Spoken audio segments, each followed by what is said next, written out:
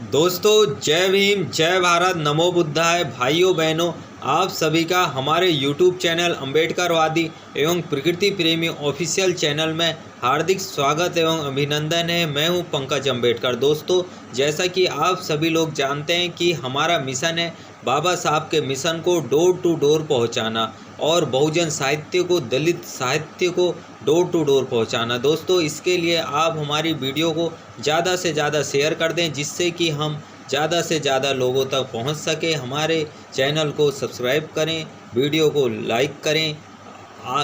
कल पिछले अंश में हमने ओम प्रकाश वाल्मीकि जी की लिखी हुई पुस्तक जूठन में बताया था कैसे कि टीचर बनने के बाद भी मास्टरों ने जातिवाद नहीं छोड़ा था और स्कूल में भी भेदभाव करते थे।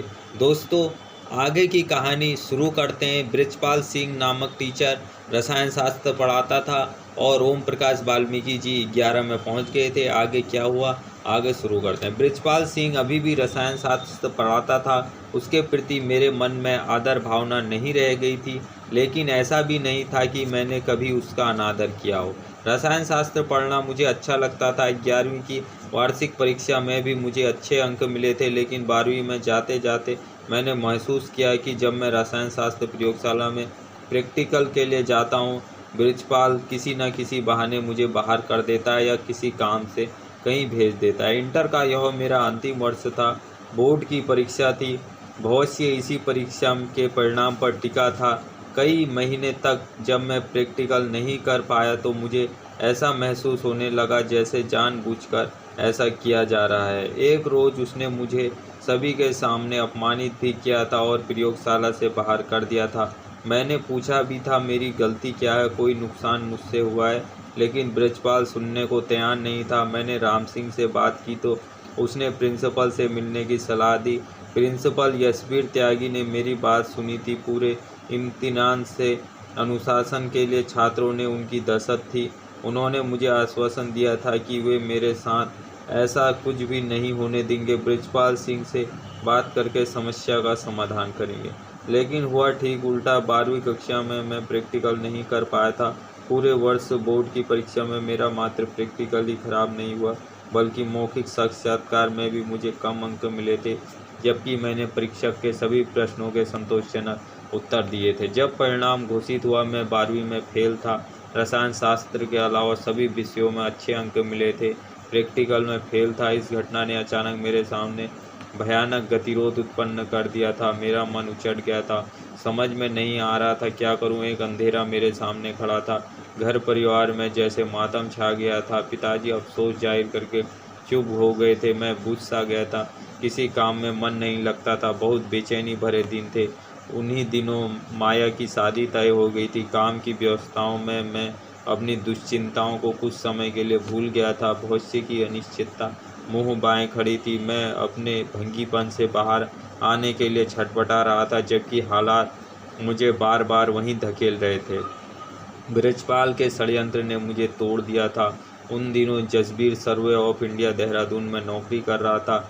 मामा के साथ रहता था। सुरजन की शादी भी हो चुकी थी। मैंने जसबीर के सामने अपनी व्यवस्था कही तो वो बोले, चल छोड़, मार गोली इस गांव को, देहरादून दाखिला लेकर वहीं पढ़ना। डीएवी कॉलेज में भर्ती करवा दूंगा, तू फिक्र क्यों करे, इसी साल नहीं तो अगले साल पास हो जाओगे। मेरी हताशा को जैसे संबल मिल गया। जसबीर ने अपने खास लहजे में मुझे हौसला दिया, ये भी कोई बात हुई, फिक्र क्यों करे, मैं हूं ना। बड़ी से बड़ी समस्या को इस वाक्य से जसबीर मिनट भर में धाराशायी कर देता था। अजीब हौसला था उसमें, वह कभी निराश नहीं होता था। पिताजी ने भी देहरादून जाने की मुझे इजाज़त दे दी थी। जिस दिन मैंने देहरादून जाने के लिए घर छोड़ा, पिताजी ने भावुक होकर कहा था, बेटे तू एक गरीब चूड़े का बेटा है, इसे हमेशा याद रखियो। माया को ससुराल के लिए विदा करते ही मैं सुरजन के साथ देहरादून आ गया था। उस वक्त मेरे पास एक पुरानी कमीज और पट्टे का एक पजामा था, बस यही संपत्ति थी मेरे पास। किराए के अलावा पिताजी ने एक भी पैसा नहीं दिया था। देते कहाँ से। माया की शादी भी कर्ज के पैसों से की थी, जिसे उतारने में जसबीर की सारी तनख्वाह चली जाती थी। महीने भर का गुजारा भी ठीक से नहीं होता था। देहरादून के लिए बस में बैठते हुए मन उदास था। लग रहा था जैसे बल्ला हमेशा के लिए छूट रहा है। कड़वी यादों ने मन कसेला कर दिया था। यह कसेलापन अभी भी मन के किसी कोने में पसरा बैठा है, जो मौका मिलते ही अपनी रंग और स्वाद दिखा देता है। दोस्तों, ओम प्रकाश वाल्मीकि जी 12वीं में पहुंच गए थे। रसायन शास्त्र पढ़ते थे, जिसे सवर्ण मास्टर को पसंद नहीं था। सवर्ण मास्टर ने अपनी धूर्तता में उनको प्रैक्टिकल में फेल करके उनका करियर चौपट करने की सोची। वो तो उनका भाई उनको देहरादून ले गया पढ़ने के लिए। बेचारा अपनी बहन का शादी का कर्जा उतारता था और उसके बाद वो ओम प्रकाश वाल्मीकि जी को भी अपने साथ ले गया। आगे की कहानी लेकर अगले अंश में पहुंचेंगे। आप वीडियो को ज़्यादा से ज़्यादा शेयर कर दें, जिससे कि दलित साहित्य, बहुजन साहित्य, बाबा साहब का मिशन ज़्यादा से ज़्यादा लोगों तक पहुंच सके। जय भीम, जय भारत, नमो बुद्धाय मित्रों।